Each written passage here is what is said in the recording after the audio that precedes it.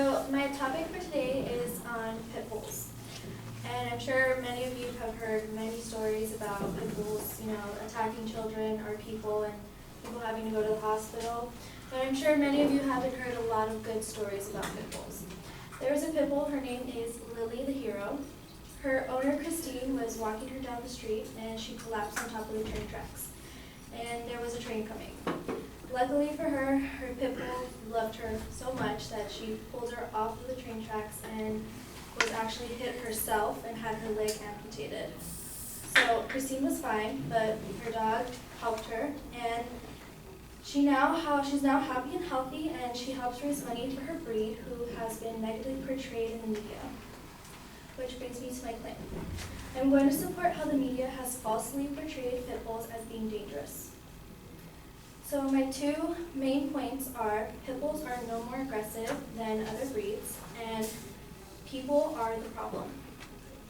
Number one, pit bulls are no more aggressive than other breeds. The biggest misconception about pit bulls is that the breed is bred to be violent, and this is absolutely false. According to an animal trainer, Victoria Stilwell, she says, every dog has their own set of personality traits that make them unique, and it's impossible to predict a dog's behavior solely on its breed type. Because the way a dog is raised and the environment in which he is raised, it has a significant impact on the behavior regardless of the breed. So this misconception has led people to be scared and not wanting to own a pit bull because they're scared of it turning on them or on their family members. So a lot of people have led to abandon their dogs, leave them on the street, or leave them at a shelter. And pit bulls are the highest breeds in the shelter.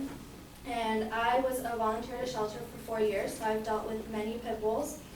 And from my experience, I have never been attacked by a pit bull, growled at. They've all been very nice. I've taken care of them plenty of times, and I've never had a bad experience with them.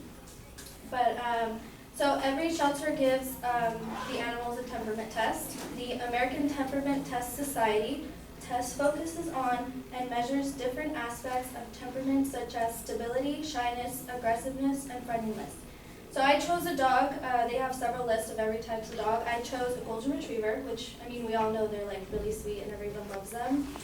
They scored an average of 83.2% on their test, where pit bulls received an average of 83.9%, which is a 0.7% difference. So, that shows you, they're not more aggressive than other breeds. They can be the same, and they can also, help with the same things golden retrievers do. So that is a misconception. So number two is people are the problem. The media shares stories about pit bulls that make them look extremely dangerous, but while they're scaring a lot of individuals, according to Judy Cohen, it has led to a trend where violence-prone people want to own them and are more likely to be looking for dogs who are violent as the individual is. So this can often lead to dog fighting, and this can also lead to having a dog to protect their home, which, not all people who own pit bulls, engage in dog fighting, but it can lead to that. Some people do. But so because of this trend, many dogs are usually kept chained up in the backyard with those big giant chains, or they're just left in their backyard, just roaming around, not being taken care of, or just neglected. And Victoria Stilwell says that because people fail to give them the outlets that they need, this causes hyperreactivity and fear, which has on occasion led to disaster. So if you keep a dog trapped in a backyard or tied up in a chain, he doesn't get the exercise he needs, he doesn't let out all his energy, but when he does get out, can lead to a lot of problems, as you've all seen on the news, I'm sure.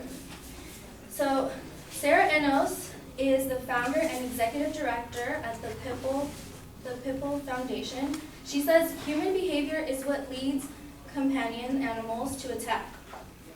Animal welfare advocates, veterinary professionals, and responsible dog owners are determined to remedy that.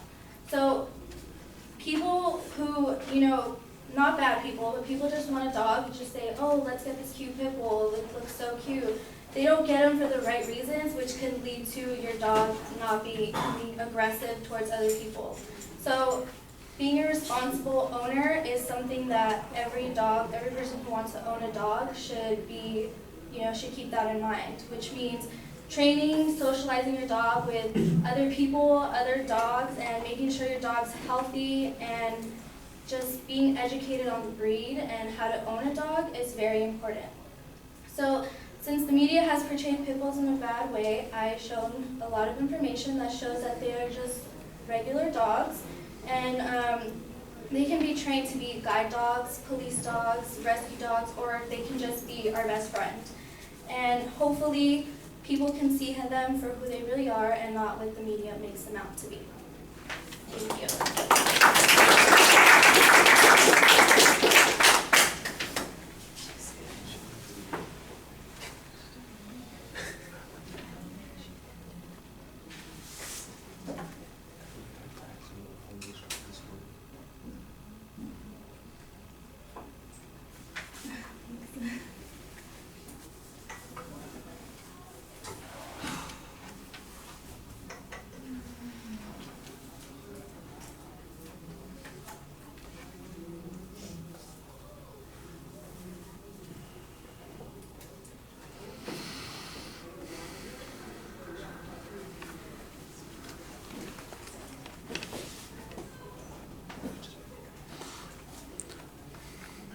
Well, I like the story of Lily the Three-Legged Hero. That was kind of fun to get us started with.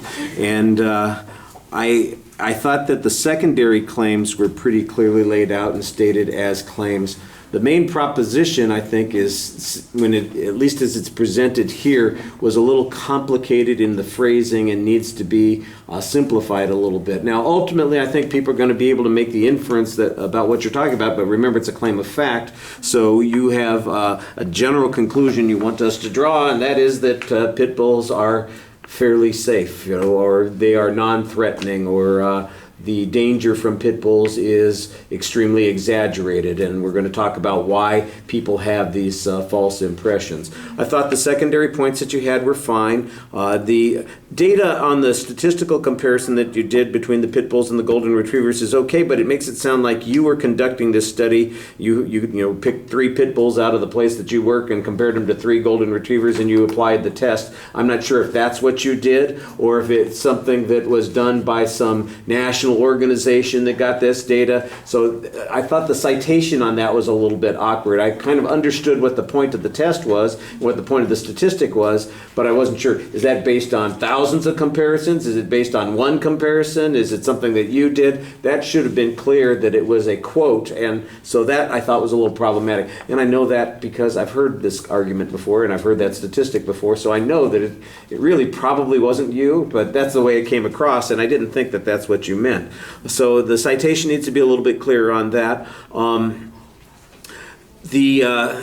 It was interesting because you mentioned some of the sources of the problem. An authority says if they're not given proper outlets, then they are going to have these problems. And I'm going, okay, well, what are those proper outlets? And if they develop the problems, if those problems are predictable, doesn't that kind of undermine the argument that you're making that they don't have those proclivities, that they aren't necessarily like that?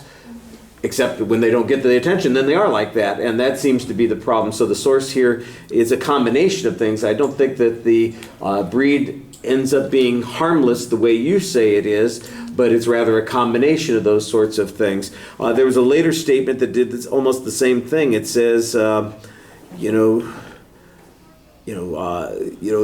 they're not, if the dogs are not handled correctly, they become aggressive. And I'm going, well, do all dogs become aggressive if they're not handled correctly? Or is it the pit bulls that become aggressive if they're not handled directly? That still means that part of the responsibility may very well be with the breed, and that's kind of contrary to the position that you're taking. So there's a little bit of inconsistency on that. I thought internally it was organized pretty well. I thought you explained concepts nicely, so that part helped. It was easy to follow the argument there. You had some good examples. You had the one statistic that you cited. There were several pieces of expert testimony that I appreciated, and that I thought added to your credibility. And I thought the delivery is pretty sincere for the most part. Maybe a couple of spots where there was a bit of awkwardness, but I thought you had a good exit line.